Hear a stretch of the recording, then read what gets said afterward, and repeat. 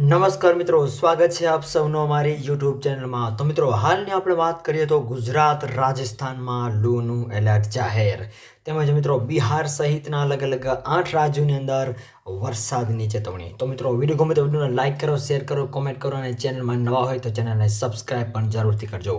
તો મિત્રો, હાલની આપણે વાત કરીએ તો માર્ચ મહિનાની શરૂઆત થતાની સાથે જ દેશભરની અંદર તાપમાનમાં વધારો જોવા મળી રહ્યો છે, જેની અંદર મિત્રો બીજી બાજુ વાત કરીએ તો ભારે પવન ફૂંકાવાની સાથે સાથે અલગ અલગ વિસ્તારોની અંદર તાપમાનમાં આપણે ઓછો અંશે વધારો જોવા મળી રહ્યો છે। આ સાથે સાથે હવામાનની સૌથી મોટી આગાહી અનુસાર ગુજરાત, રાજસ્થાન અને વિદર્ભ જેવા વિસ્તારોની અંદર લૂ લાગવાની ગંભીર ચેતવણી પણ આપવામાં આવી રહી છે।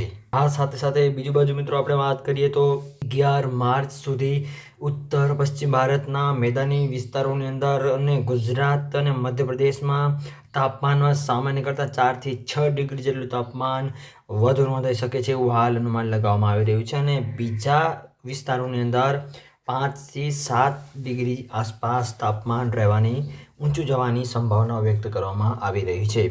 આ સાથે સાથે પશ્ચિમી વેસ્ટર્ન ડિસ્ટર્બન્સની અસરના ભાગરૂપે પણ એક સક્રિય પશ્ચિમ વેસ્ટર્ન ડિસ્ટર્બન્સ થયો હોવાથી 15 માર્ચ સુધી હિમાલયી વિસ્તારોની અંદર પણ હવામાનમાં પલટો આવવાની શક્યતાઓ હાલ વ્યક્ત કરવામાં આવી રહી છે।